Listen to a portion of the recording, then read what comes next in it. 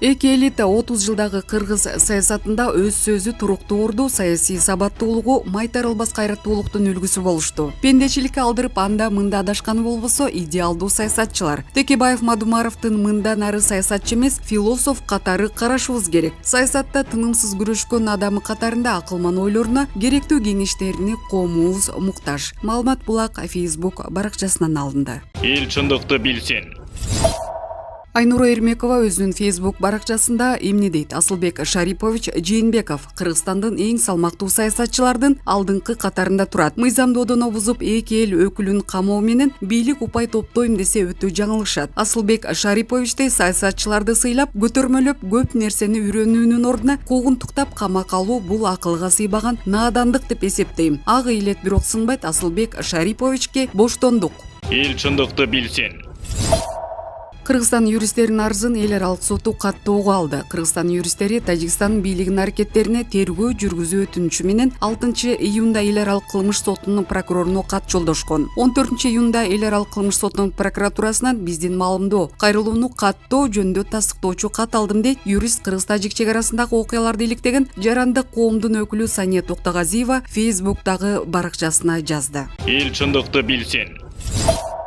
Рекеттерге кускуча ушул акчамды элиме, таласыма чачам дедиби? Жаңы бийлик келгенден кийин Өмүрбек Бабанов 100 миллион сом мамлекеттин казынасына төгүп берип, козголгон кылмыш иштерин жаптырган эле. Андан бери көп деле убакыт өткөн жок. Кайрадан УКМК кылтакка ийилди. Баш коргоосу каралып атканда Бабанов кылмыш иштерин козголгонуна түшүнбөй, абсурд экенин айткан. Таласта жактоочулар митингге да чыгышты. Наразычылыктар дагы деле уланууда. Кызык кеп уктук. Рекеттерге кускуча ушул акчамды элиме, таласыма чачам деп Бабановдун ызага батканы ыраспы? Эми чындап күрөшсө коркпосо, анда Өмүрбек Токтогуловичтин саясий рейтинги өсүп, бийлик үчүн чоң коркунуч жаратары бышык. Булак Арба Кейжи. Эл чындыкты билсин.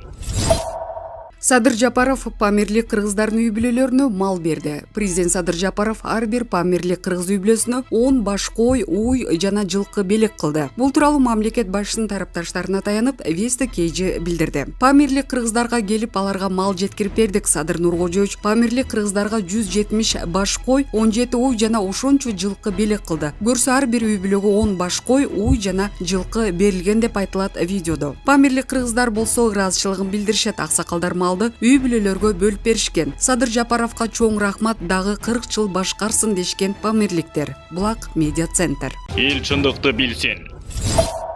Владимир Путин Россияда мигранттардын убактылуу жүрүү мөөнөтүн узартты. Россия президенти Владимир Путин өлкө аймагында мигранттардын убактылуу жүрүүсүн санкциясыз калтыруу мөөнөтүн 2021 жылдын 30 сентябрына чейин узартты. Бул тууралуу Кремлдин сайтында айтылды. 15 июнда мигранттардын Россияда жүрүүсү боюнча президент Владимир Путиндин жарлыгынын мөөнөтү аягына чыкты. Ага ылайык Россияда убактылуу жүргөн мигранттар эпидемиологиялык оор абалга байланыштуу каттоосунун мөөнөтүн узартпай эле жүрө алмак. Бул документ 2020 жылдын апрель айында күчүнө кирген. Бул чечим санитардык эпидемиологиялык абалды курчутпоо жана жогорку топко кирген чет элдик жарандардын укуктук абалын жөнгө салуу үчүн кабыл алынды. Жарлык күчүндө турган маалда миграциялык мыйзамдарды бузган чет элдиктерге мекенине депортацияланбайт деп айтылат билдирүүдө. 30 сентябрга чейин Россияда жүрүп, аталган нормаларды бузган чет элдиктер миграция маселелери боюнча мамлекеттик органдарга кайрылып, каттоого туруу, патент алуу маселелерин бүтүрө алат. Булак Назар Ньюс. Эл чындыкты билсин.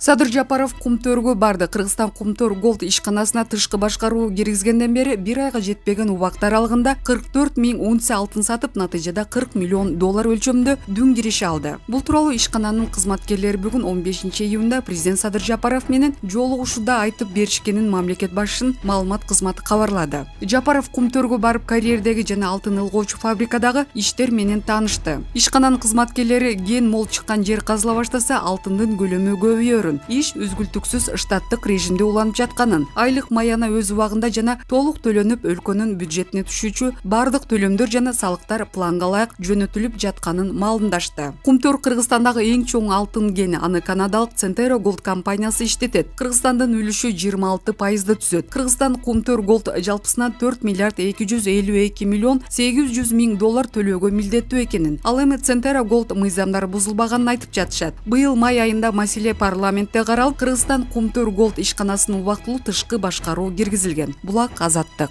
Эл чындыкты билсин.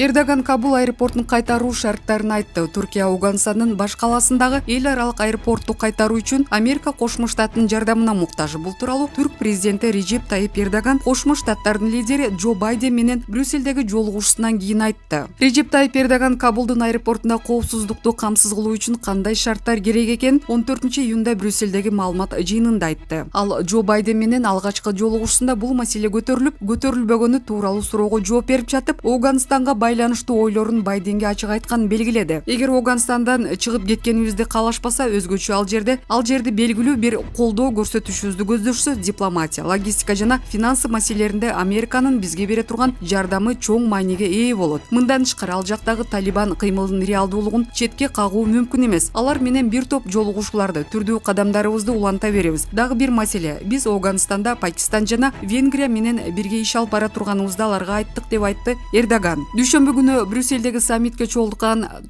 НАТО лидерлери эл аралык күчтөр Ауганстандан чыгып кеткенден кийин Кабулдун жарандык аэропортун каржылоону макулдашкан эле. Булак Азаттык. Эл чындыкты билсин.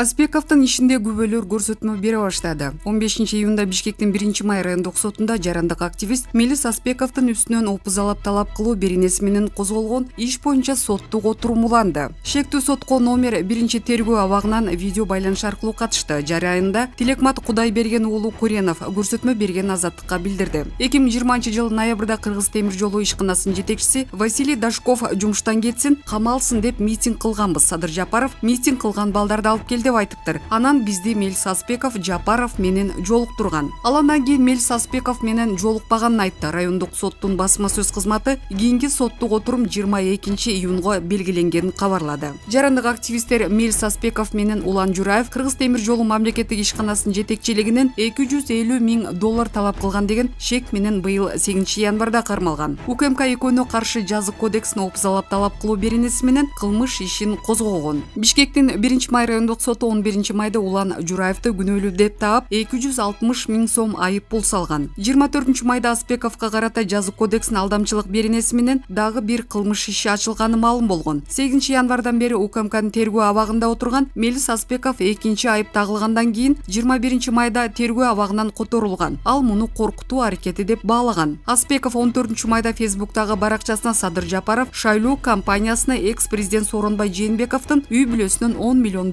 алган тууралуу жазган. Президенттин басма сөз кызматы бул маалыматты төгүндөгөн. Ички иштер министрлиги Аспековдун билдирүүсүн иликтеп тергей баштаган 38 жаштагы Аспеков былтыр октябрдагы бийлик алмашууда Садыр Жапаровдун жанында жүргөн. Булак Азаттык. Эл чындыкты билсин.